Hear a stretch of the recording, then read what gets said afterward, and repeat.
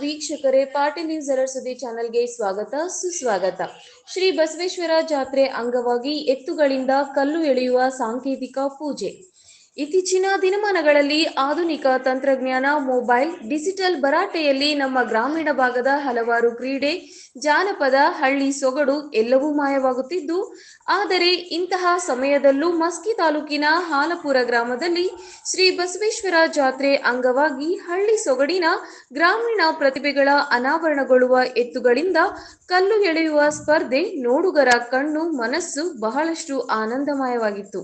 ಗ್ರಾಮದ ಗೆಳೆಯರ ಬಳಗದಿಂದ 20,000 ರೂಪಾಯಿ ಸಂಗ್ರಹಿಸಿ 11 ಕ್ವಿಂಟಲ್ 40 ಕೆಜಿ ತೂಕದ ಕಲ್ಲನ್ನ ಖರೀದಿಸಿ ಇಂದು ಶ್ರೀ ಬಸವೇಶ್ವರ ಜಾತ್ರೆಯಲ್ಲಿ ಸಾಂಕೇತಿಕವಾಗಿ ಹನುಮಂತ ರಾಮಲದಿನ್ನಿ ಹಾಲಪುರ ಎನ್ನುವ ರೈತನ ಜೋಡೆತ್ತುಗಳಿಂದ ಪೂಜೆ ಮಾಡಿಸುವ ಮೂಲಕ ಜಾತ್ರೆ ವಿಶೇಷವಾಗಿ ದೇವಸ್ಥಾನದ ಆವರಣದಲ್ಲಿ ನೂರಾರು ಜನರ ಮಧ್ಯೆ ಹನುಮಂತ ರಾಮಲದಿನ್ನಿ ಅವರ ಎತ್ತುಗಳು ಬಹಳಷ್ಟು ಸರಾಗವಾಗಿ 11 ಕ್ವಿಂಟಲ್ 40 ಕೆಜಿ ತೂಕದ ಭಾರದ ಕಲ್ಲನ್ನ ಎಳೆಯುವ ಮೂಲಕ ನೆರೆದ ಜನರಿಂದ ಚಪ್ಪಾಳೆ ಶಬಾಷ್ ಗಿಟ್ಟಿಸಿಕೊಂಡು ಜನರಿಂದ ಪ್ರೀತಿ ಮೆಚ್ಚುಗೆಗೆ ಪಾತ್ರರಾದರು.